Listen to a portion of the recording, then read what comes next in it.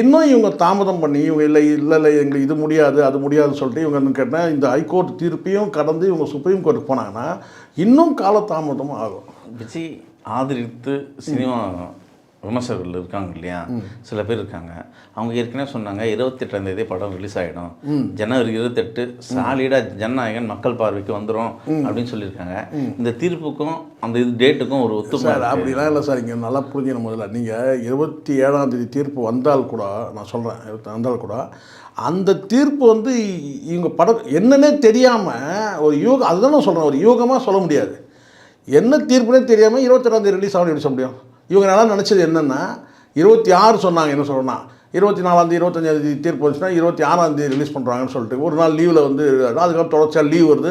இதெல்லாம் யூகத்தில் சொல்கிறது. இந்த வலைபேசியில் இந்த குரங்கு இருக்கானுங்கள்ல, இந்த 3 பேர் இருக்கிறானுங்கள, அவனுங்க எடுத்து விடுறது யூகமாக சொல்கிறது. நம்ம யூகமாக சொல்ல முடியாது சார், சொல்லுங்களா? அப்படியே யூகமாக சொன்னால் கூட என்னென்னு கேட்டால் அதை நீங்கள் கேட்குறவங்க வந்து என்ன சொல்லல, கேட்குறவன் வந்து கேனையினா இருந்தால் கேப்பையில் நெய் வெடிக்குது சொல்லுவாங்களா, அப்படி தான் அவனுக்கு பேசிட்டு இருக்கிறானுங்க.